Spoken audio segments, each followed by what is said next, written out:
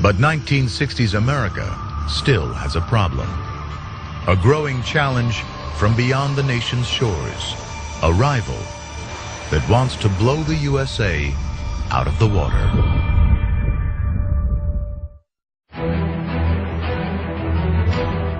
July 1945, New Mexico, the Manhattan Project.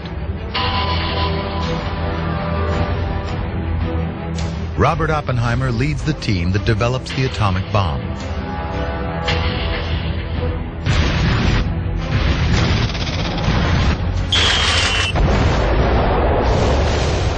The original weapon of mass destruction, terrifying in its power, and America got there first.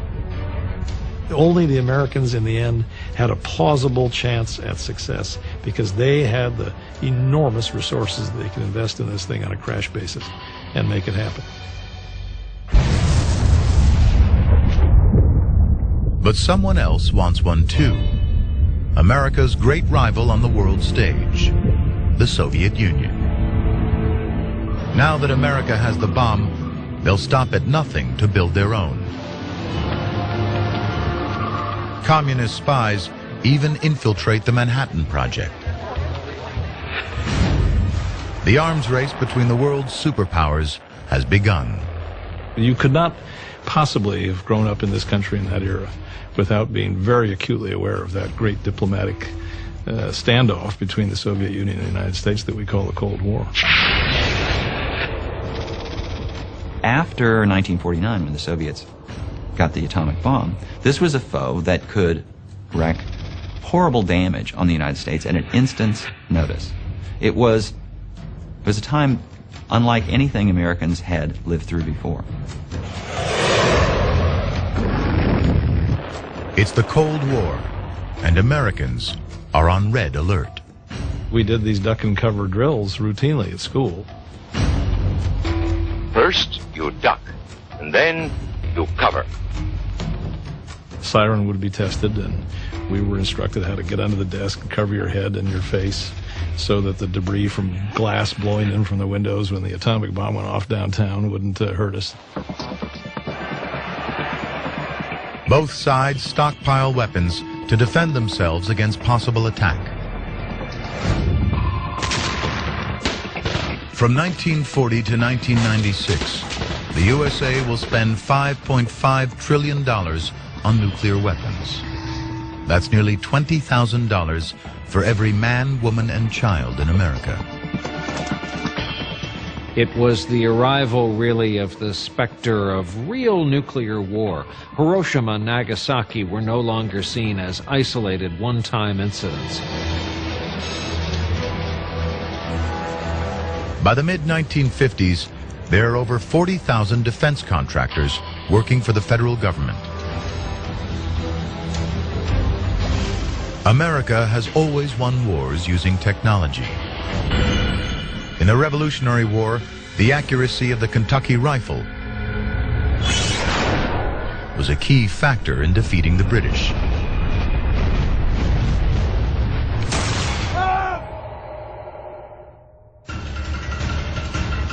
In the Civil War, the Minié ball could travel 600 yards and shatter bones on impact.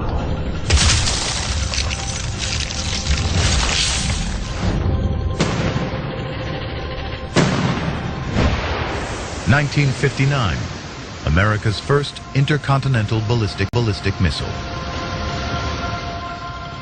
It can travel 3,500 miles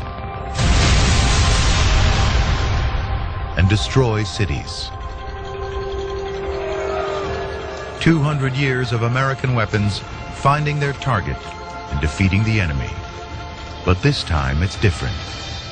This is a war that no one can win. If an atomic bomb is used, there's no going back. Every time the Soviets make a move, Americans fear the worst.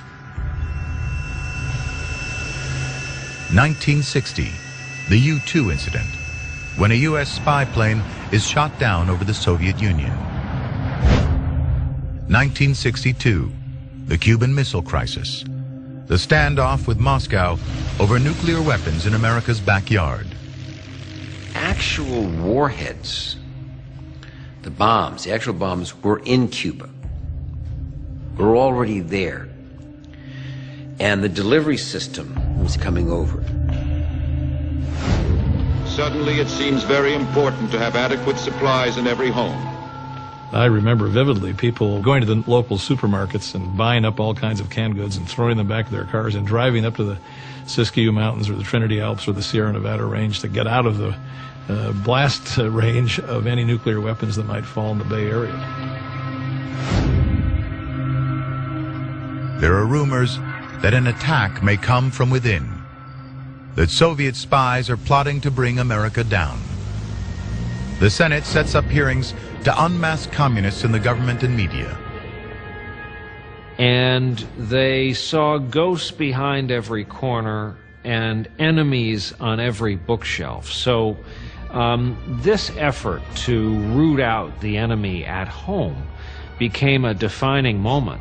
After World War II, when the Cold War emerged, there was this feeling that the country could split apart very easily politically, and there was a desire that that not happen. So there was this kind of sort of self-imposed conformity. If the communists are atheists, Americans are religious. If the communists are acting collectively, we are true individuals. If the communists want to break down family structures, we are the tight nuclear family. Communism. Armageddon. These threats to the nation's freedoms are just too close for comfort.